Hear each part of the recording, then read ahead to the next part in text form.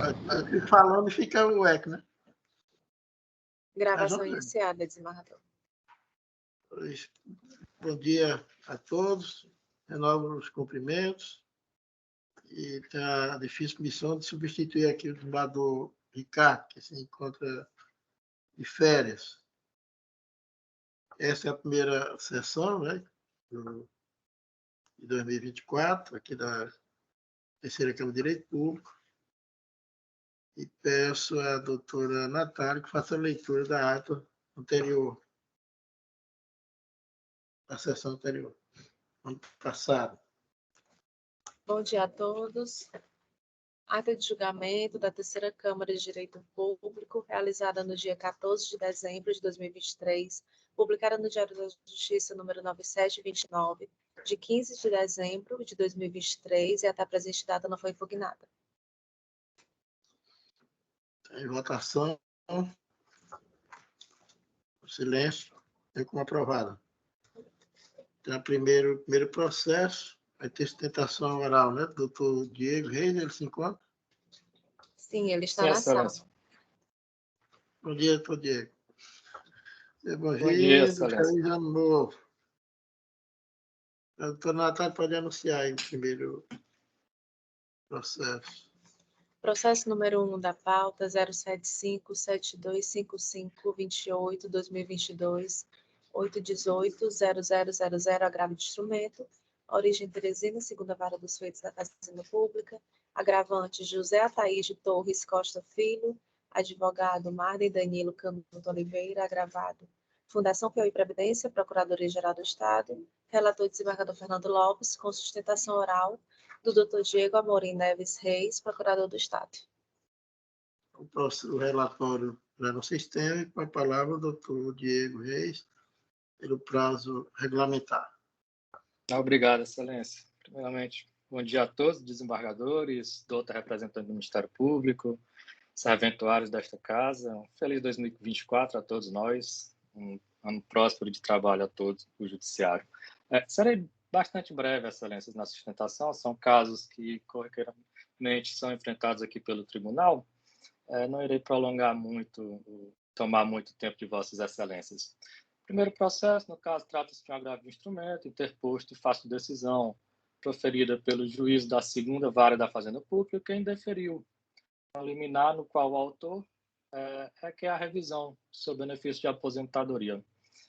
Presente caso, excelência, é fato incontroverso nos autos que o autor ingressou no serviço público estadual sem concurso público, não possuindo efetividade, apenas sendo beneficiário da estabilidade prevista no ato das disposições constitucionais transitórias. A Fundação Piauí Previdência e o Estado do Piauí entendem, excelências, que no presente caso, a incidência do tema 1157 da repercussão geral do STF, com a tese firmada no sentido de que é vedado o reenquadramento em novo plano de cargos, carreiras e remuneração de servidor admitido sem concurso público, antes da promulgação da Constituição Federal, mesmo que beneficiado pela estabilidade da Constituição, prevista no artigo 19 do ADCT. Ademais, excelência, o pleito liminar requerido, ele implica em concessão de pagamento e esgota o objeto da demanda, contrariando o artigo 1º da Lei 8.347 e o artigo 2º da 12.016. Portanto, excelência, pelas razões expostas, o Estado e a Fundação Piauí Previdência requerem o desprovimento do recurso interposto pela parte autora.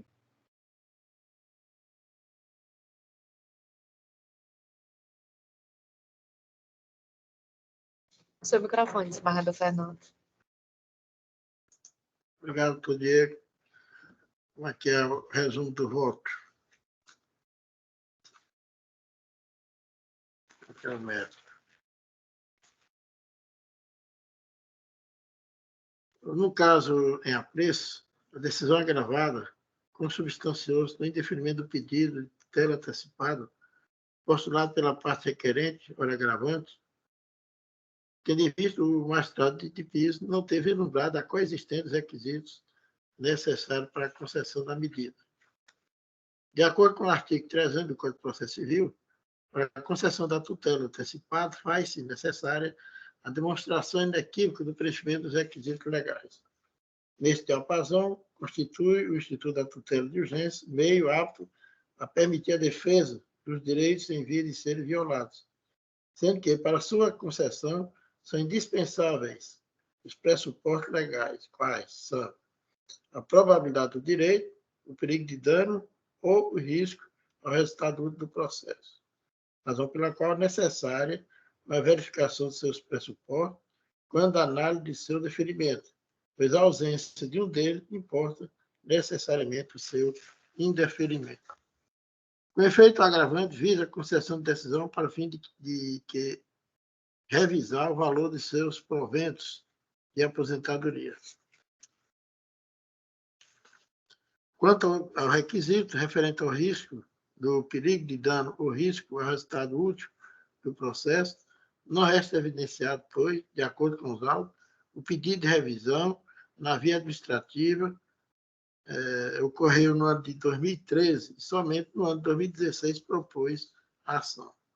Não basta para a concessão da tutela antecipada a mera possibilidade de lesão ao direito invocado pela parte requerente ou agravante, que, em tese, sempre existirá, sendo indispensável para o atendimento do requisito do perigo imóvel a efetiva demonstração de risco de dano concreto, consubstanciado na possibilidade de prejuízos patrimoniais que, por sua natureza, sejam de difícil ou impossível reparação, mesmo se precedentes ao final da demanda, os pedidos formulados na peça de ingresso. Nesse passo, a fundamentação utilizada pelo juiz de piso para afastar o requisito da urgência encontra-se em perfeita sintonia com os fatos apresentados, pois a demora no ajuizamento da ação é incompatível com o perigo imóvel. Lanço várias emendas aqui de decisões, aqui do nosso tribunal, inclusive também da minha relatoria, mas peço venho para fazer a leitura. Diante do exposto, conheço o agrado do instrumento, pois preenchido os pressupostos e sua admissibilidade para, no mérito, negar o provimento, mantendo a decisão agravada em consonância com o parecer do Ministério Público Superior. É o meu voto, eminente do Agrimar. Acompanho Vossa Excelência. Acompanho Vossa Excelência, presidente. Eu acompanho também o voto de Vossa Excelência. Acompanho também. Recurso conhecido, negado provimento, nos termos do voto do relator. Em unanimidade.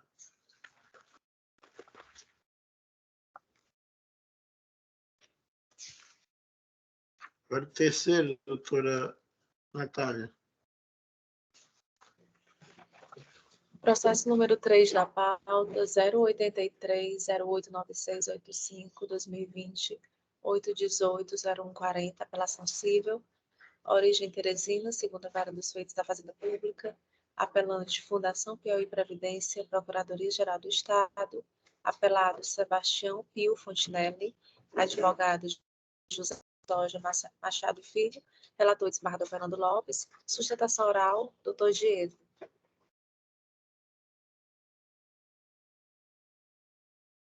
A palavra novamente o doutor Diego Reis, pelo prazo legal. Ok, obrigado, Excelência. Excelências, presente caso, cuida-se de um mandado de segurança impetrado no intuito de obter aposentadoria pelo regime próprio, Previdência Social. Em suma, o impetrante relata que foi admitido no Estado do Piauí sem concurso público em 1990, informa que ingressou com requerimento administrativo de aposentadoria, sendo mesmo indeferido. Em primeira instância, concedeu-se a segurança requestada, tendo o ente público apresentado a presente apelação. No caso, Excelências, é fato incontroverso, constante na própria sentença, que o autor ingressou no serviço público sem concurso público em 1990, não se tratando, portanto, de servidor efetivo. Ingressou o autor como prestador de serviço, na data solicitada, tendo em 1992 passado ao cargo de motorista da Secretaria de Justiça e em 2016 foi enquadrado no cargo de agente penitenciário terceira classe. Verifica-se, no caso, Excelências, a inconstitucionalidade não apenas no ingresso do autor, como igualmente na transposição inconstitucional dos cargos. Sobre a matéria, inclusive, o STF julgará a ADI 3582/TI, no qual reputaram ofensiva ao artigo 37.2 da Constituição toda modalidade de ascensão de cargo de uma carreira a outra, declarando inconstitucional a expressão servidores do quadro do Estado lotados em distrito policial na função de motorista policial, constante na legislação do Estado do Piauí. Tendo em vista, Excelência, a manifesta inconstitucionalidade tanto no provimento quanto na transmudação do cargo a qual se submeter o impetrante, entende o Estado do Piauí não ser devido à concessão de benefício pelo regime próprio de previdência, mas sim pelo regime geral, com a devida compensação entre os regimes. Por tais razões, Excelência, pugna-se pelo provimento da apelação e a denegação da segurança pleiteada. É o que se requer, Excelência. Obrigado.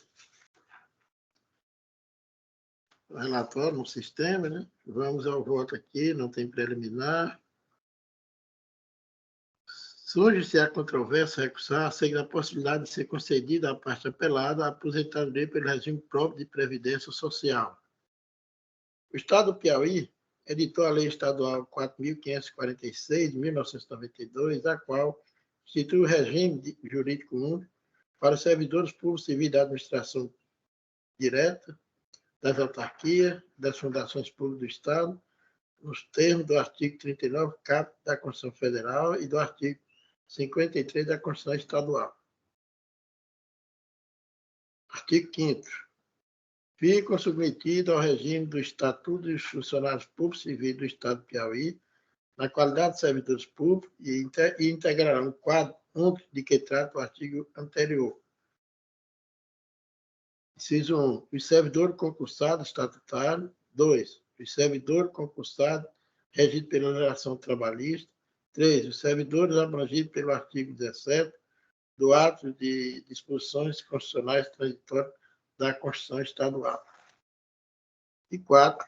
Os demais servidores admitidos em serviço público em efeito exercício, na data da publicação desta lei e cuja estabilidade somente será adquirida mediante concurso público, na forma do artigo 41 da Constituição Federal. Nessa senda, o artigo 9º, da aludida legislação estadual, passou a considerar os servidores, antes submetidos ao regime trabalhista, segurado obrigatório do Instituto de Assistência e Previdência do Estado do Piauí, com a respectiva aposentadoria mantida pelo órgão ou entidade de origem do servidor. Assim, estabelecendo o artigo 9º, os servidores antes submetidos ao regime trabalhista passam a ser considerados segurados obrigatórios do Instituto de Assistência e Previdência do Estado do Piauí, APEP, com a respectiva aposentadoria mantida pelo órgão ou entidade de origem do servidor. Contudo, como destacar que, em recente julgamento da arguição de descumprimento de preceito fundamental, a PDF número 573, o ministro Roberto Barroso conferiu interpretação conforme a Constituição ao artigo 9º da Lei 4.546, de 1992, do Estado do Piauí, de modo a excluir do regime próprio da Previdência Social deste ente federativo todos os servidores públicos não detentores de cargo efetivo. Aí vejamos. Aqui é bem longo essa emenda. Eu pedi paciência às Vossas Excelências para fazer essa leitura aqui, que é interessante. O Derlinde. Direito Constitucional e Administrativo, ADPF, Lei Estadual, transposição de regime seletício para estatutário, inclusão de servidores públicos não concursados e detentores de estabilidade excepcional no regime próprio de previdência social. 1. Objeto.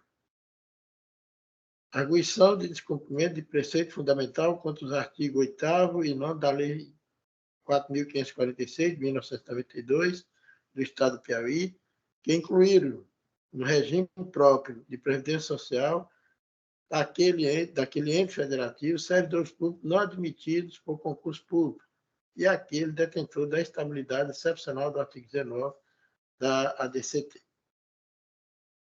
2. Preliminar. 2.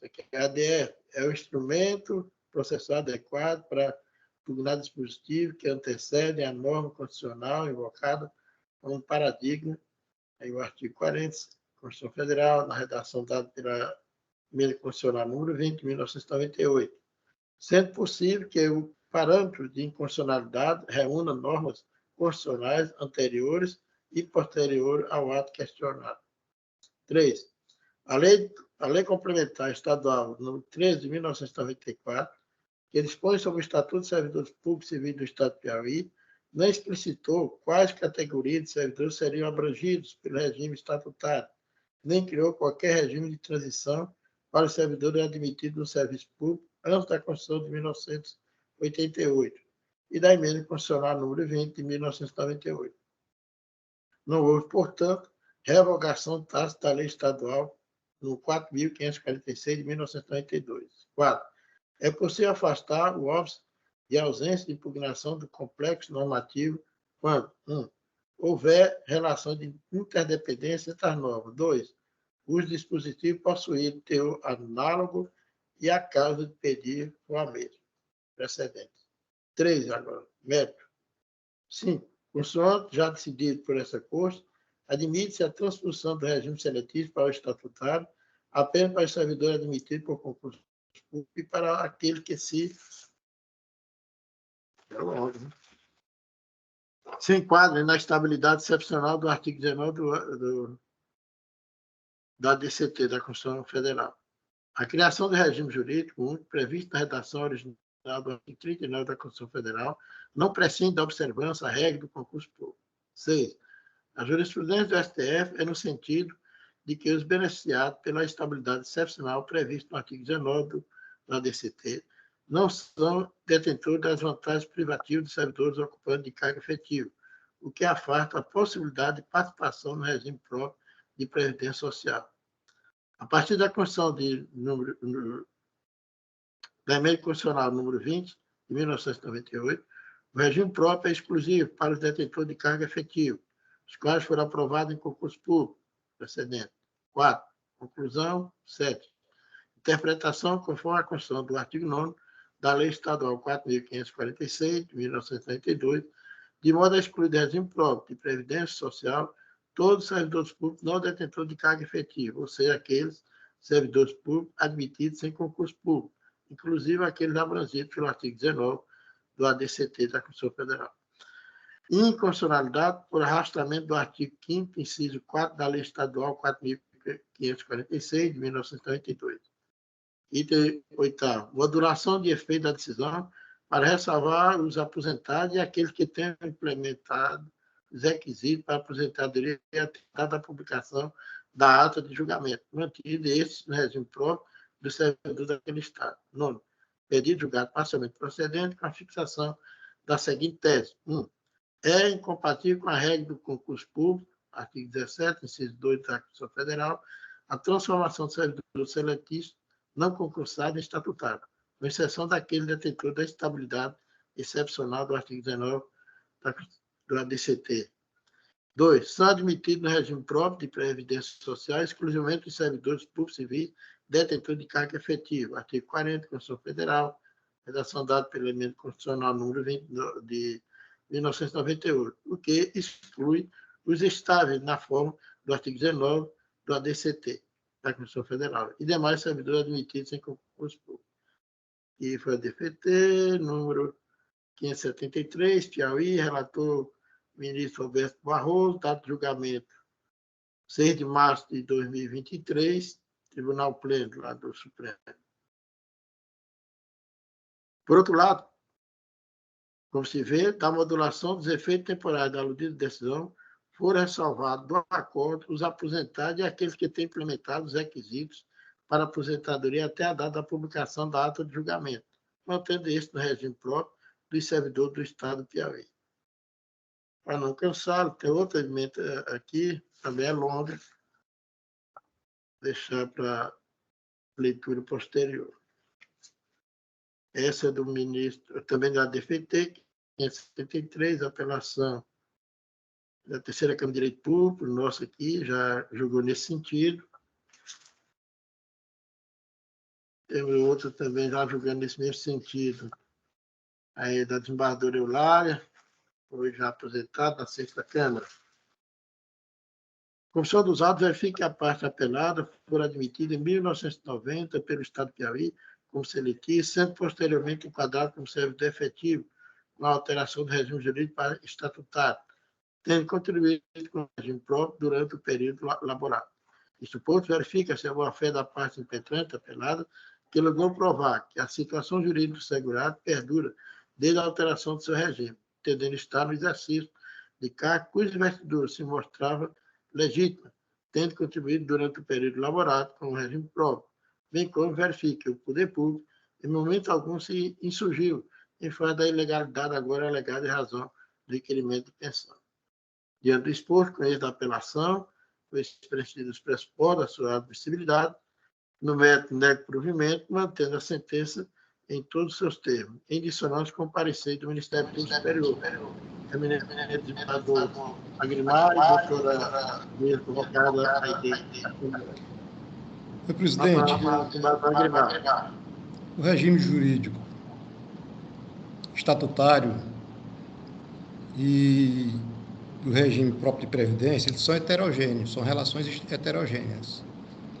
O fato do servidor ter se divestido sem concurso público, né, e agraciado pelo artigo 19 da Constituição Federal, não permite, de fato, a transposição da mudança de regime, e nem tampouco a transposição de cargo.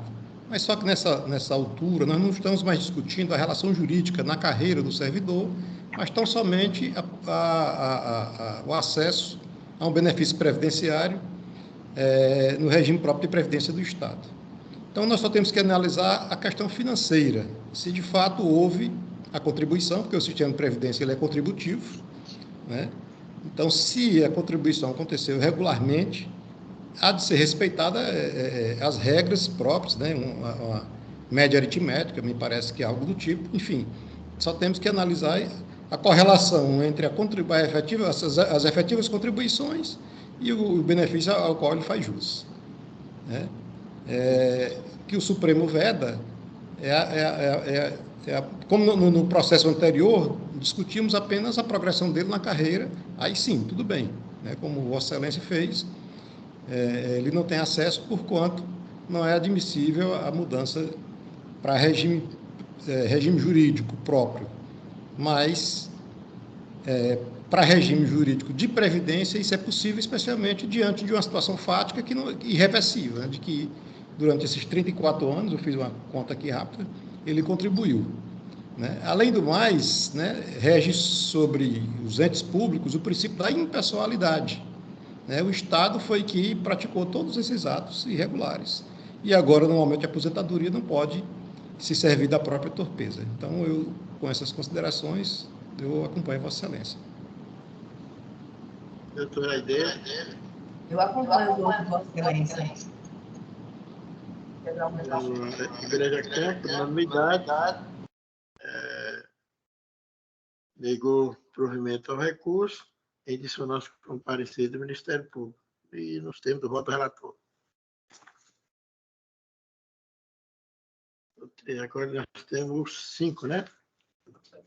Isso, processo número 5 da pauta, 080 15 8066, 2016, 818 040, apelação civil, origem Teresina, segunda vara dos feitos da Fazenda Pública, apelantes Lourival Lima de Franca e outro, advogado Silvinho Antônio Costa Silva, apelado Estado do Piauí, Procuradoria-Geral do Estado, relator desembargador Fernando Lopes, com sustentação oral pelo Procurador do Estado, Dr. Diego Reis. Relator no sistema, com a palavra do Dr. Diego Reis. Obrigado, Excelência. Excelências, a presente demanda, os autores ajuizaram, alegando a preterição de suas promoções ao posto de subtenente da Polícia Militar. Alegam que foram surpreendidos com o ato do Governo do Estado, que publicou a Lei 6.792/16, a qual extinguiu as qualificações do quadro de praças policiais militares, passando os efetivos da corporação a compor um quadro único de acesso, denominado quadro de praças policiais militares. Afirmo que, em decorrência desta unificação dos quadros de acesso, tiveram prejuízo em suas promoções e alegam a preterição. Excelências, no presente caso, deve-se atentar de pronto que o STF possui jurisprudência consolidada quanto à ausência de direito adquirido a regime jurídico. sendo incabível a alegação dos autores de que possuem suposto direito à promoção com base em uma legislação anterior revogada após a alteração funcional ocorrida nos quadros da PM. Mostra-se impossível o pedido de promoção que objetiva acesso a cargo público inexistente, uma vez que os autores não podem mais atingir a graduação de subtenente na QM de motoristas, como requereram na inicial. Os critérios atuais para a promoção dentro da PMPI, excelências, aplicam-se indistintamente a todos os militares na graduação em referência, inexistindo motivo para a promoção de tratamento diferenciado em prol dos impetrantes. Ressalto que a alteração legislativa ocorrida em 2016 ocorreu previamente à data prevista para a promoção dos impetrantes, de modo que ainda existe, como alegado pelos autores, direito adquirido. Pugna-se, portanto, excelências, de pronto, para que seja reconhecida a ausência ao direito adquirido ao regime jurídico por parte dos servidores, aplicando-se a legislação atual, vigente, quanto à promoção dentro da PMPI, mantendo-se a sentença de improcedência de pleito autoral. É o que se requer, excelência. Obrigado, doutor. Então, vamos ao voto. Bom dia. Bom dia. E aí, tá com essa... O recurso atende os seus pressupostos e admissibilidade. Estou conhecendo. E quanto ao mérito, não há preliminar, vamos ao mérito. Os apelantes ajuizaram a ação ordinária, alegando preterição de suas promoções ao posto de subtenente da Polícia Militar. Aduzem suas razões recursais, que são ocupantes da graduação primeiro sargento do quadro de motorista da Polícia Militar do Estado do Piauí e foram relacionados para a inspeção de saúde, visando as promoções pelo critério de antiguidade para a graduação de subtenente motorista, que ocorreria no dia 25 de junho de 2016. Contudo, em 19 de abril de 2016, o governo do Estado, que publicou no Diário Oficial do Estado a Lei 6.792, de 19 de abril de 2016, alterando os dispositivos da Lei 3.529, de 1977, da Lei 6.199, de 2012, da Lei, mudou muito aqui a Lei, 5.468, de 2005, Lei número 5.552, de 2006, e da Lei 5.378, de 2004. Seguindo as qualificações do quadro de praças policiais militares, passando os efetivos a comporem um único quadro, denominado quadro de praças policiais militares.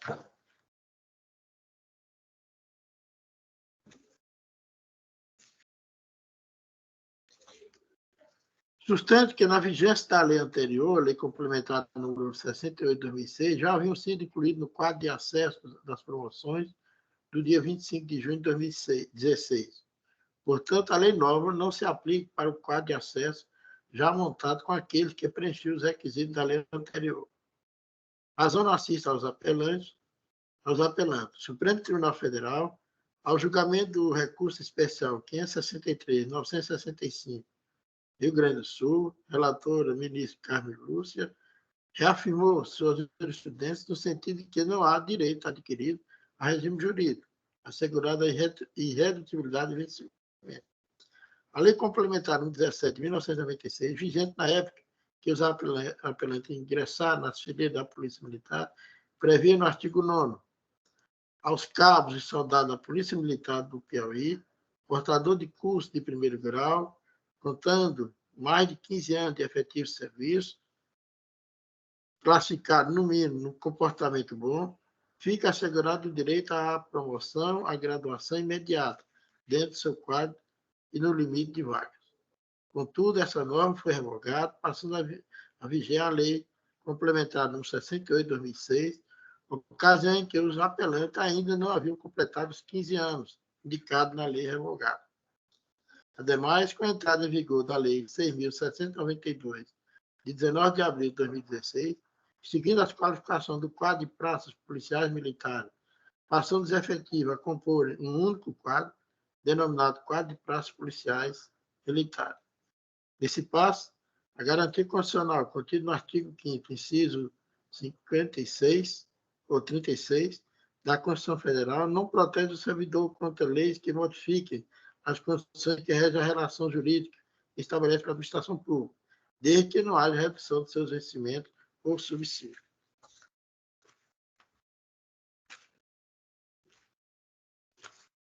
Aqui, resumindo.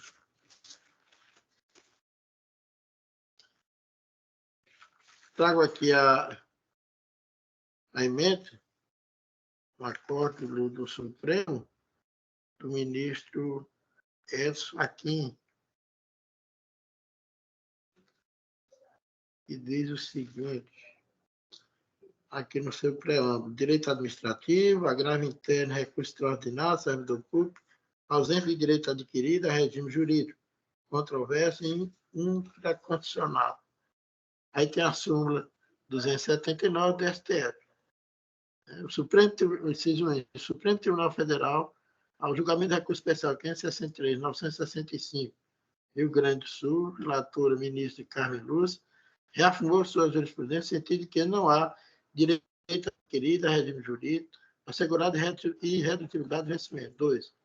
Hipótese em que, dissentida a conclusão do tribunal de origem, demandaria o reexame dos fatos e do material probatório constante dos autos, bem como da legislação infraconstitucional, incidência da súmula 279. E é mais aqui a mesma emenda. E diz lá mais à frente, nos termos da orientação firmada nessa Corte, e não existe direito adquirido a regime jurídico a forma de cálculo da remuneração do servidor público, assegurada a redutibilidade do vencimento. 2. A verificação da ocorrência ou não de decesso remuneratório decorrente da mudança de regime jurídico de servidores públicos exige a apreciação de fato e prova. Aplica também a súmula 279. Tanto o exposto como ele apresenta apelação para, no mérito, negar o provimento, mantendo incólume a sentença recorrida. E faça a majoração dos honorários, aqui elevando para 15% do valor da condenação, nos termos do artigo 85, parágrafo 11º do Código de Processo Civil. Contudo, fica suspenso a cobrança e pagamento em razão dos benefícios da justiça gratuita. Não há parecer do Ministério Público Superior. Esse é o meu voto, administrador Agrimar. Põe Vossa Excelência, presidente. Acompanhe Vossa Excelência. Então, vamos ter do voto relator, desembargador Fernando, esse Sim. processo ele tem parecer do Ministério Público, ele não tem interesse. Pois é, não tem... Viu? Porque pode criar uma nulidade futura, né, no ouvido do Ministério Público. Viu? Aqui não houve manifestação aqui. Não. O Ministério Público devolver os autos sem manifestação, pois não houve interesse público. Mas eu estou lhe dizendo porque eu abro o processo e tenho parecer. Tem isso aqui dizendo de que não tem interesse, né? Não tem interesse. Esse processo aqui está bem aqui, sem interesse. Está aqui no ID. Aqui. Não é sem manifestação, para não haver alguma nulidade futura, né? Tem a manifestação, não tem um parecer, mas a manifestação tem, né?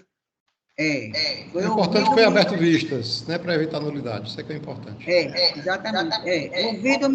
Ouvido o Ministério Público, ele não teve interesse, né? Porque tem. Estou negado por provimento nos termos do voto do relator. Tá, muito obrigada.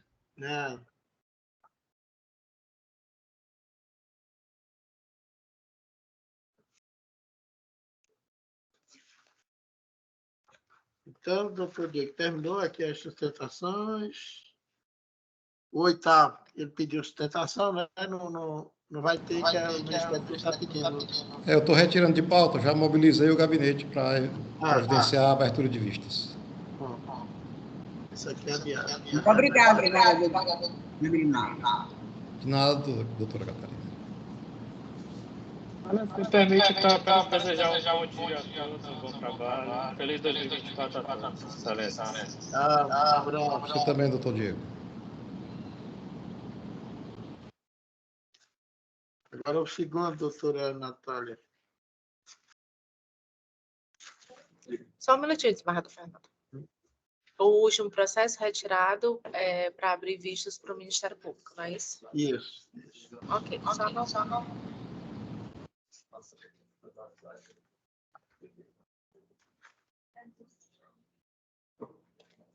Pronto. O próximo é o processo número 2 da pauta, 075-7119-94-2023-818-0000, conflito de competência. Suscitante, juízo da primeira vara da comarca de São Raimundo Nonato, Piauí. Suscitado, juízo da segunda vara da comarca de São Raimundo Nonato, Piauí. Relator desembargador Fernando Lopes, sem sustentação oral. Obrigado, doutora Natália. Aqui é bem simples, não tem resumido o máximo. Trata-se de conflito negativo de competência, o qual encontra previsto no artigo 953(1) do Código de Processo Civil e artigo 268, inciso 2, regimento interno deste tribunal. A competência para o processamento e julgamento do presente conflito é das Câmaras de Direito Público, por se tratar de competência que envolve o juízo no primeiro grau de jurisdição, na forma prevista no artigo 81-A-H do regimento interno.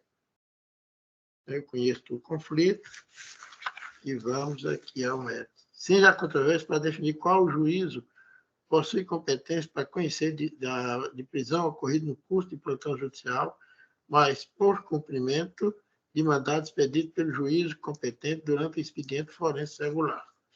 No caso em apreço, conforme trazido pelo suscitante, foi comunicado pela autoridade policial em 2 de julho de 2023, às 9h34, e distribuído cumprimento de mandado de prisão preventiva ao plantão judicial do Polo Regional de São Raimundo Nonato, que, de acordo com a portaria número tal, tem aqui a portaria da diretoria do Fórum, o juiz da segunda vara da comarca de São Raimundo Nonato encontrava escalado para o plantão regional ocorrido nos dias 1 e 2 de julho de 2023.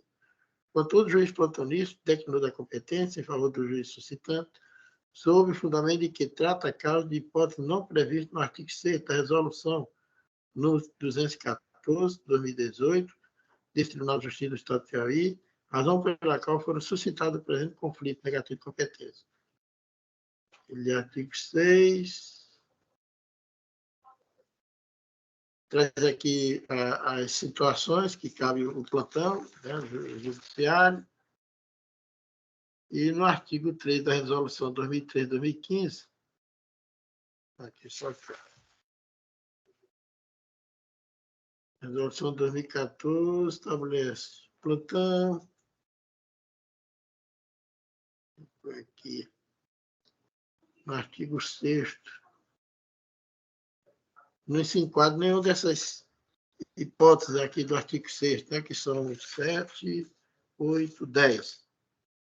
E realmente tem razão o juiz. O artigo 13 da resolução 2013-2015 do Conselho Nacional de Justiça disciplina acerca da apresentação de toda pessoa presa à autoridade judicial no prazo de 24 horas. Nesse passo, denota que a realização da audiência de custódia no plantão dos finais de semana e feriado é de competência do plantonista.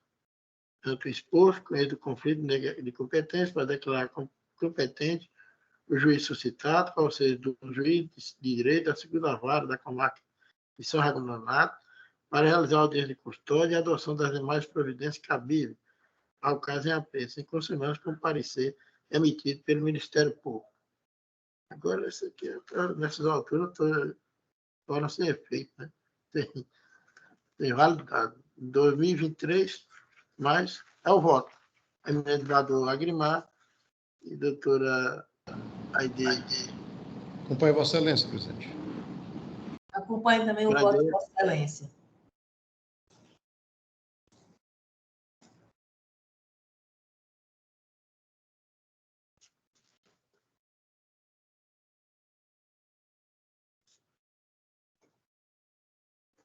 A doutora Natália, conhecido conflito e julgando como competente o juiz de direito da segunda vara da Comarca de São Raimundo Nonato.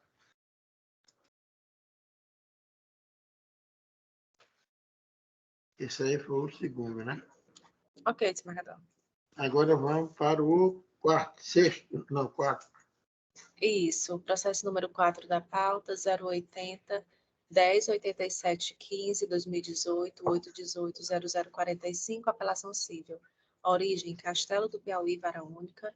Apelante, Terezinha de Souza Milanes Almeida. Advogado, Aislan Siqueira de Oliveira. Apelado, Estado do Piauí, Procuradoria-Geral do Estado. Relator, desembargador Fernando Lopes, sem sustentação oral.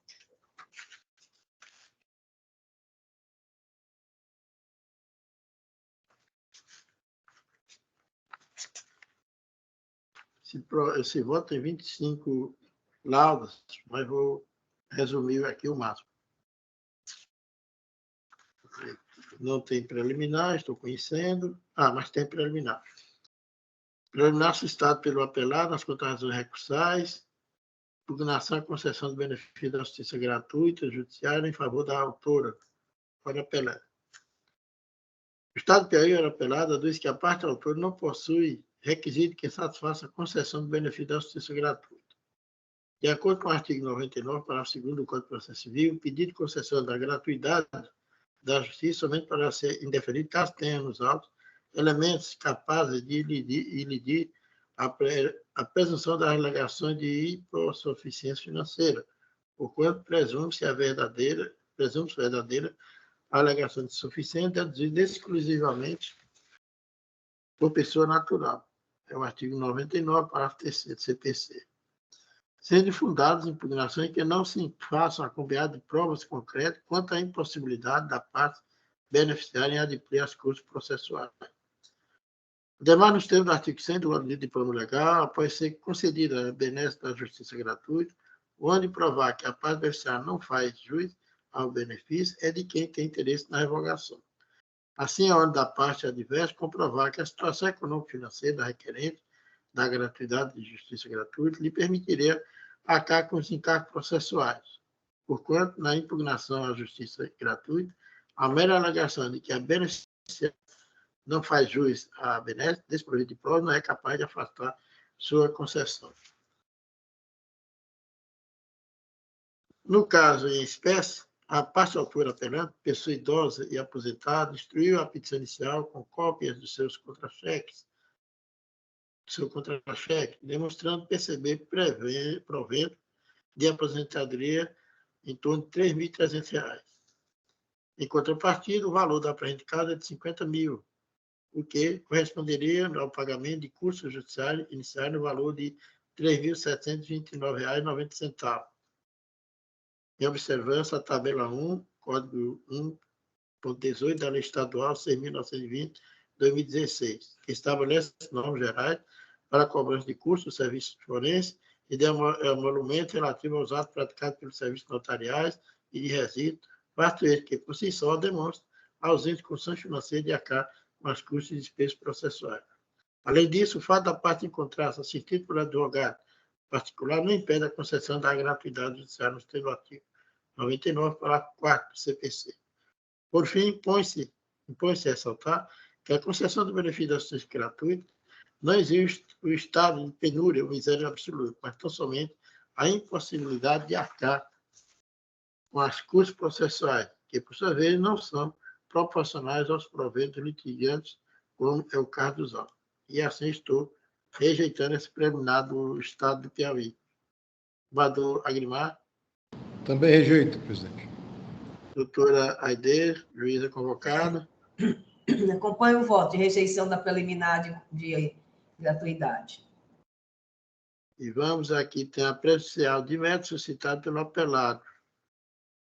Prescrição do Fundo de Direito. Traduz o Estado do Piauí que a insurgência contra a alteração no regime jurídico e remuneratório de servidores públicos teve início no primeiro dia útil, após a publicação da Lei Complementar Estadual no 33 de 2003, ocorrida em 15 de agosto de 2003, tendo como término do prazo para ajuizamento da ação dia 16 de agosto de 2008. Portanto, o direito da apelante de propor a presente demanda enquanto prescrito. Com efeito, em se tratando de pretensão formulada contra a Fazenda Pública, e dependendo da natureza da ação, o prazo de prescrição é quinquenal, nos termos do artigo 1º do Decreto Federal 20.910, de 6 de janeiro de 1932, que assim dispõe. Aí leio aqui o artigo.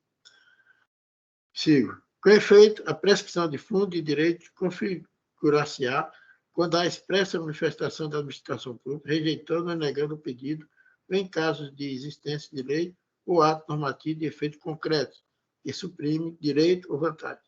Situação em que a ação respectiva deve ser ajuizada no prazo de 5 anos, a contar da vigência do ato, sob pena de prescrever o próprio fundo de direito, conforme o teor do artigo 1º do Decreto 20.910, de 1932. E não existindo negativo expresso do direito pleiteado, afasta-se a prescrição de fundo, no caso. Nesse sentido, é a jurisprudência superior do Tribunal de Justiça, lançou aqui uma do ministro Hermes Benjamin, do STJ, segunda turma, ver se vem para não fazer a leitura, dada Rogério. O adicional por tempo de serviço tem natureza de prestação de trato excessivo e tratando de ato homicídio da administração pública e que não há negativa expressa do direito pretendido, não se opera a prescrição do fundo de direito, mas tão somente das parcelas vencidas antes do quinquênio, anterior à propositura da ação, nos termos da súmula 85 STJ e súmula 443 STF.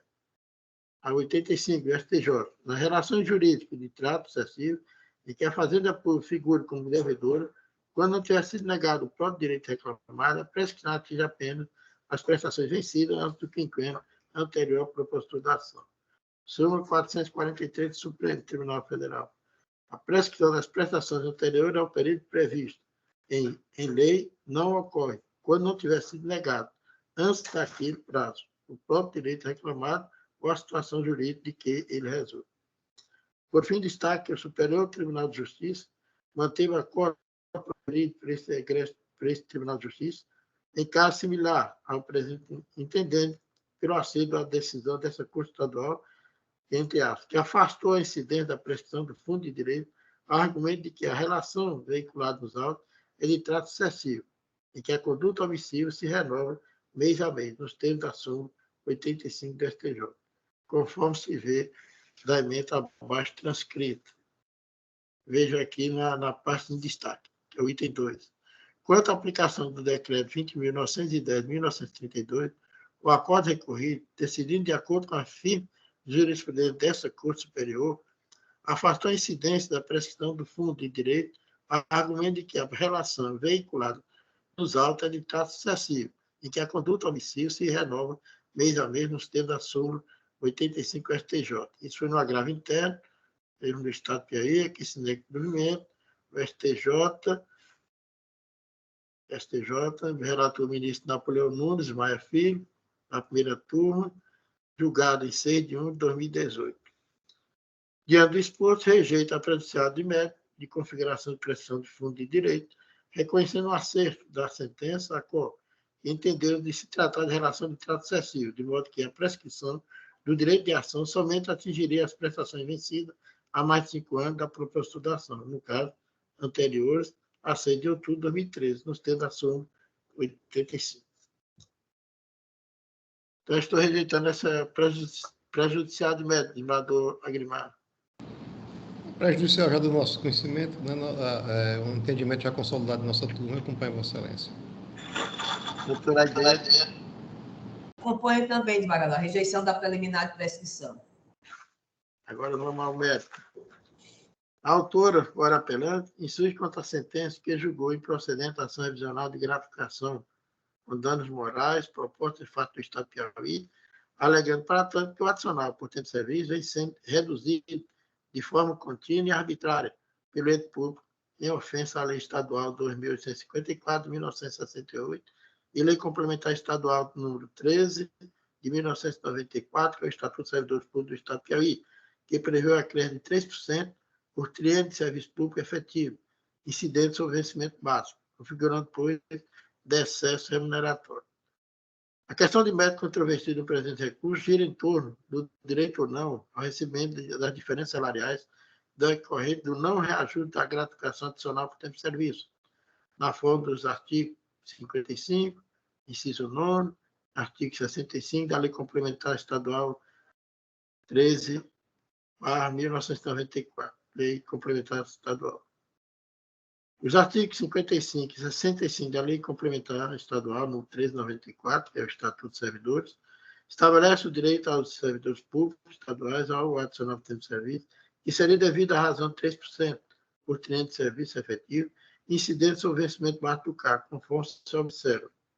Eu transcrevo aqui o artigo 55, que, além do vencimento e das indenizações previstas nessa lei complementar, serão deferidas aos servidores públicos as seguintes gratificações e adicionais.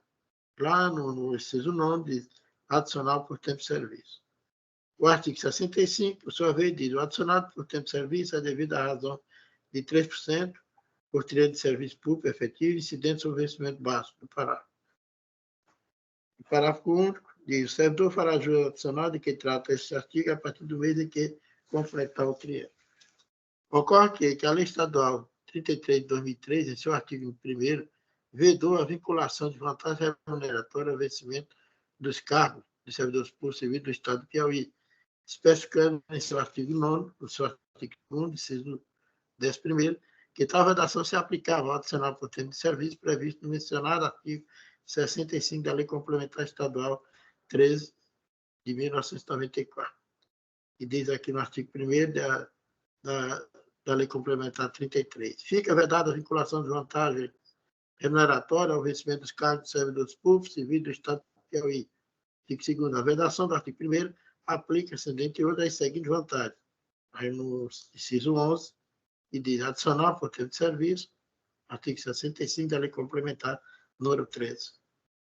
Não há dúvida, portanto, que a partir da entrada em vigor da Lei Estadual número 33, Complementar Estadual 33 e 2003, que se deu em 18 de agosto de 2003, não é mais possível que vantagem remuneratória, tais como adicionais e gratificações, seja calculado com base no vencimento dos cargos aos servidores públicos estaduais. A questão gera controvérsia é sobre a correta interpretação da regra de transição trazida no artigo 3º da mencionada Lei Estadual 33, 2003, segundo a qual, os valores pecuniários legalmente percebidos na data da publicação desta lei pelos servidores públicos civis, a título de vantagem remuneratória, continuarão a ser pagos, sem nenhuma redução, a partir da data da vigência dessa lei. Entendo a autora, ora apelando, que o artigo 3º da Lei Complementar número 33, 2003, está a indicar que os servidores que fazem jus ao adicional por tempo de serviço, no tempo da publicação da Lei Complementar Estadual 33, 2003, devem continuar a perceber o referido adicional na forma do artigo 65 da Lei Complementar Estadual número 1394, ou seja, calculado em porcentagem sobre o valor do vencimento básico do cargo, ou consistindo em direito adquirido, sob pena de violação ao princípio da irredutibilidade dos vencimentos.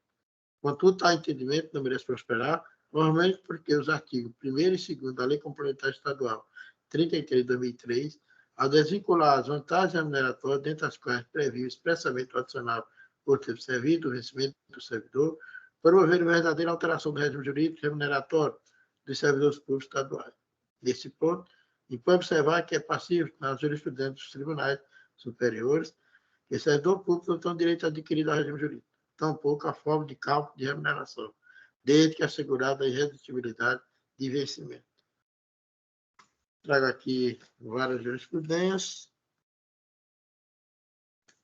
aqui do STF, do ministro Ricardo Lewandowski, nesse sentido. E, no caso, em apeço, eu quero aqui aplicar o termo 24 do STF, que diz o seguinte. O artigo 37, inciso 14 da Constituição Federal, na redação dada pela Emenda Constitucional 19.1998, é auto-aplicável. 2. Não há direito adquirido a regime jurídico, notadamente a forma de composição da remuneração de servidor público, observada a garantia da irredutibilidade do vencimento. Ademais, também é pacificar na jurisprudência dos tribunais superiores que o princípio da irredutibilidade do vencimento apenas vê da redução nominal no valor total da remuneração, e não de uma das verbas que compõem a aludida remuneração separadamente. Trago aqui também do STJ, nesse sentido, do ministro Hermes Benjamin, julgado em 15 de maio de 2018. Trago também do STJ do ministro Francisco Falcão, nesse mesmo sentido, segunda turma, 16 de agosto de 2018. Vou seguir aqui resumindo. Tenho aqui também na nossa terceira Câmara, nesse mesmo sentido, o desembargador aposentado hoje, Francisco Parlandim, isso no dia 2021. É outro aqui da quarta Câmara, que é o desembargador Otto, no mesmo sentido. E também tem uma minha, que é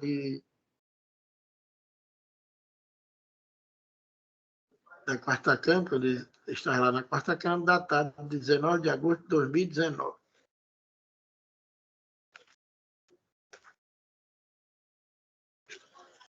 E sigo para concluir. Em caso dos documentos juntados aos autos, evidencia-se que tem sido respeitado o valor do adicional por tempo de serviço, bem como o princípio da irredutibilidade do vencimento.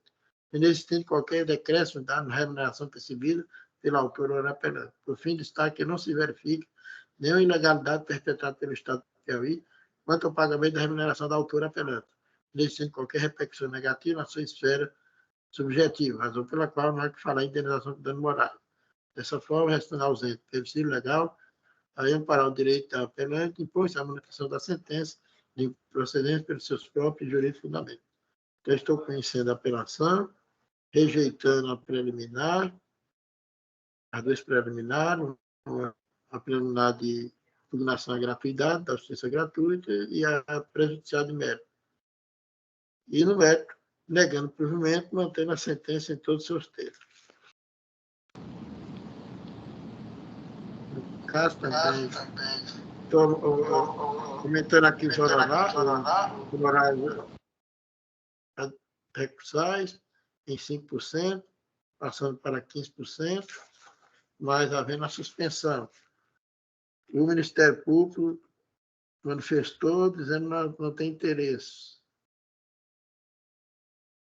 Deixa eu ver que é ausente, parecer nas contratações recursais é assim do médico. Não tem interesse no feito.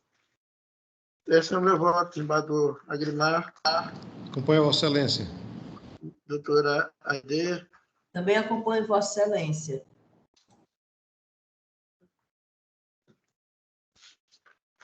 A Igreja Campo, unanimidade, conheceu da apelação, rejeitando a preliminar, de impugnação à gratuidade da justiça gratuita e a prejudicial de mérito, e no mérito, negando o provimento nos termos do voto do relator. Ainda tem mais aqui ainda, né? Agora nós vamos para a sexta. Isso, processo número 6 da pauta, 075-916845-2022, 818-0000, agravo de instrumento. Origem, Teresina, primeira vara dos feitos da Fazenda Pública. Agravante, Estado do Piauí, Procuradoria-Geral do Estado. Agravado, Djalma Oliveira dos Santos. Advogado, Luciano José Linarte Paz Landim. Relator, desembargador Fernando Lopes, sem sustentação oral. Obrigado, doutora Natália. O relator lá no sistema, né? E vamos aqui ao voto. Estou conhecendo o agravo, por preencher as formalidades legais. E no mérito, a petição recursal, gravita na afirmação de que o valor dos honorários periciais fixado pelo juiz da COP estão em desacordo com a resolução número 232 do Conselho Nacional de Justiça. A resolução número 232, 3 de julho de 2016, fixa os valores dos honorários a serem pagos aos peritos, no âmbito da justiça de primeiro e segundo grau, nos termos do disposto no artigo 95, parágrafo 3º, inciso 2 do Código de Processo Civil. O aludido ato normativo trata especificamente dos valores a serem pagos pelo serviço de perícia de responsabilidade de beneficiário da justiça gratuita. Como é sabido, no momento da fixação dos honorários periciais, o magistrado deverá avaliar a qualidade do trabalho técnico prestado pelo profissional, ficando sujeito a critério de discricionariedade do julgador. O artigo 2º da citada resolução. O magistrado, em decisão fundamentada, arbitrará os honorários do profissional ou do órgão nomeado para prestar os serviços nos termos dessa resolução, observando em cada caso: 1. A complexidade da matéria, 2. O grau de zelo e especialização do profissional ou do órgão, 3. O lugar e o tempo exigido para a prestação do serviço, 4. A peculiaridade regional. Nesse sentido, a fixação dos honorários periciais deve supesar as circunstâncias do caso concreto e a complexidade do trabalho exercido, em observância ao princípio da razoabilidade, assegurando a justa remuneração ao perito, condizente com o trabalho realizado. A possibilidade de alteração do valor resta configurada quando houver discrepância face do princípio da razoabilidade, porque certo não for demonstrado nos autos. Na espécie, o valor de R$ 500 não se mostra excessivo ou desproporcional em comparação à tabela constante na resolução do CNJ, que tem o valor de R$ 370. Apto a remunerar dignamente o profissional habilitado a cumprir na elaboração do laudo pericial em questão, sobretudo diante da complexidade do trabalho exercido de demanda, análise de condições ortopédicas do agravado.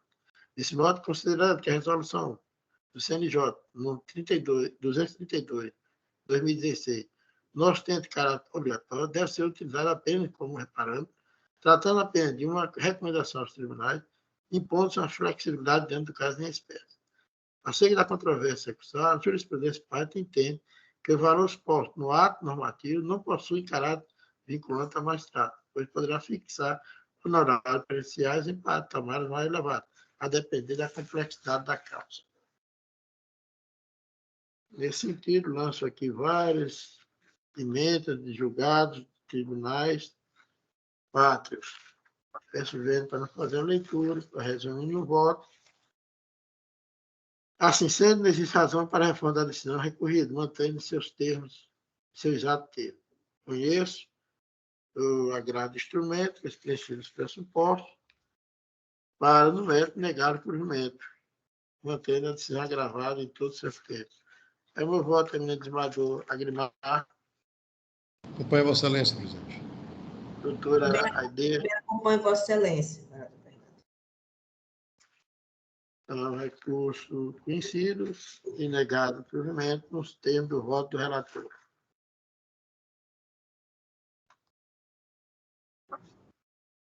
É o 7º agora e último, né? Isso. Processo número 7 da pauta, 0017-37709-2002, 818-0140, apelação civil. Origem, Teresina, 4ª Vara dos Feitos da Fazenda Pública, apelante, Estado do Piauí, Procuradoria-Geral do Estado, apelado, Casa do Coche, LTDA, advogado, Eronildo Pereira da Silva, relator, desembargador Fernando Lopes, sem sustentação oral. Agora o último. Não tem preliminar, vamos ao mérito. Tem como sede do presente recurso a condenação da parte apelante, do Estado do Piauí, ao pagamento de honorários vocatícios à parte executada, apelada, no percentual de 10% sobre o valor do proveito econômico obtido. A parte apelante insurge também quanto à condenação ao pagamento das custas, contudo, o presente pedido não merece ser conhecido, uma vez que a sentença recorrida não condenou o apelante ao pagamento das custas, conforme o trecho do julgado a seguir transcrito. Sem custo, porquanto a Fazenda Pública é isenta do recolhimento nas ações de execução fiscal. Então, não tem sentido quanto a esse reclamo. Analisando detidamente os autos, de acordo com os termos da sentença, verifica-se que, abre aspas, após a ciência da Fazenda Pública exequente, acerca da primeira tentativa frustrada de localização de bem do devedor, em 14 de abril de 2009, implementou-se automaticamente a suspensão processual pelo prazo de 1 ano, seguida a contar do prazo prescricional de 5 anos. Como não houve localização de bens também nesse período, operou-se a prescrição intercorrente em abril de 2015, tendo em vista a frustração da execução. É o que diz o juiz de acordo. Estou fechando o aspas aqui. Dessa forma, resta concluir que a prescrição intercorrente teve como fundamento a tentativa frustrada de localização de bem do devedor, nos termos do artigo 40, parágrafo 1º e seguinte da lei complementar da Lei Federal número 6.830, de 1980. Por outro lado, ressalta-se que o artigo 921 do CPC foi alterado pela Lei número 14.195, de 2021, passando a vigorar no seguinte termo. Parágrafo 5º. O juiz, depois de ouvir as partes, no prazo de 15 dias, poderá, de ofício, reconhecer a prescrição no curso do processo, distinguindo sem ônus para as partes, o que ocorreu. Nesse sentido, a Jurisprudência Superior do Tribunal de Justiça emitiu o entendimento no sentido de que, nas hipóteses em que prolatada sentença de extinção do processo, após 26 de agosto de 2021, em razão do reconhecimento da prescrição intercorrente, artigo 924.4 do CPC, de 2015, não é cabível a condenação ao pagamento de custos e honorários de sucumbência. Aí lanço aqui uma emenda, nesse sentido, que diz aqui no item 3, a jurisprudência dessa Corte, lá do STJ, pacificou-se no sentido da aplicação do princípio da causalidade na hipótese de extinção do processo, em razão do reconhecimento da prescrição intercorrente, artigo 85, parágrafo 10 do CPC. Todavia, após a alteração promovida pela Lei 14.195, de 2021, publicada em 26 de agosto de 2021, que alterou o parágrafo 5º do artigo 921 do CPC, não serão imputados quaisquer ônus às partes, quando reconhecida a referida prescrição. Aqui é da ministra Nancy Andrighi, data de julgamento 9 de maio de 2023, terceiro turno do STJ. E, finalizando desta forma, adunando-me ao mesmo entendimento do julgado supracitado, entendo que, tendo em vista a sentença ter sido proferida e publicada no Sistema Eletrônico, PJE, 26 de agosto de 2022, após a vigência da Lei 14.195, de 2021, publicada em 26 de agosto de 2021, de acordo com a forma estabelecida no comando processual disposto no artigo 921, parágrafo 5º, tem-se como descabida a condenação da parte apelante ao pagamento de honorários advocatícios, com base também na legislação processual supracitada, desde condenar a parte apelada nas cortes processuais. Tanto o exposto por da apelação, civil, pois preenchido os pressupostos para, no método, dar participação ao provimento para afastar a condenação da parte exequente apelante ao pagamento de honorários advocatícios. E não há o interesse aqui do Ministério Público Superior. Eu vou voto, eminente Vador Agrimar. Acompanho Vossa Excelência, presidente. Nada. Digníssima juíza colocada pela igreja. Também acompanho Vossa Excelência. Então, dado para o seu acolhimento, nos termos do voto do relator. E assim chegamos ao último processo. E agradecer a doutora Aide, mais uma vez colaborar com essa Câmara de Direito Público, como também tem sido com a Cívia, né? Agradecer também o comparecimento do desembargador Agrimar, da doutora Catarina e da Natália. Desejando na próxima semana estarmos reunidos novamente. Dessa vez já com o desembargador Ricardo. Embargador, eu queria, da mão do desembargador Agrimar, que ele chegou, eu já estava aqui, e dizer que eu só recebi uma portaria agora, que eu estou indo para a segunda Câmara Especializada Civil, a partir de amanhã. Não podemos ter essa perda. Não, aí eu essa perda. Lamentei tudo. Para mim foi uma honra ficar aqui nessa Câmara, aprendendo tanto com o senhor, embargador Ricardo, embargador Agrimar, doutora Catarina. Foi realmente um ano muito bom. Eu acabei de receber aqui a portaria que a partir de amanhã, dia 2, né? Hoje eu ainda vou votar nos virtuais, né? Nos outros que estão aqui. Mas a partir de amanhã eu estou agora na segunda Câmara. Aí eu quero agradecer pelo todo apoio, compreensão e como eu fui recebida e acolhida. Mas estou sempre aqui disponível. Quando precisar, estou sempre aqui. Agradecer sinceramente o meu nome, do desembargador Ricardo, com certeza do desembargador Agrimar, que também vai se manifestar pela colaboração prestada essa igreja grande. É verdade. Lamentando, mas tem que ser assim mesmo, tem que haver mudança. É a dinâmica, né? Eu e a doutora Aide nos conhecemos de longas datas, né? Participamos aí de alguns embates em Santa Cruz por vários anos. É isso aí, bom dia a todos, né? Retomamos aí com firmeza aí a primeira sessão do ano. Esperemos que continuemos nesse ritmo, né? Bom dia a todos, bom trabalho. Obrigado. Bom dia a todos, um abraço bem grande na doutora Aide. Tá, obrigada. Muito obrigada pelas participações aqui. Obrigada.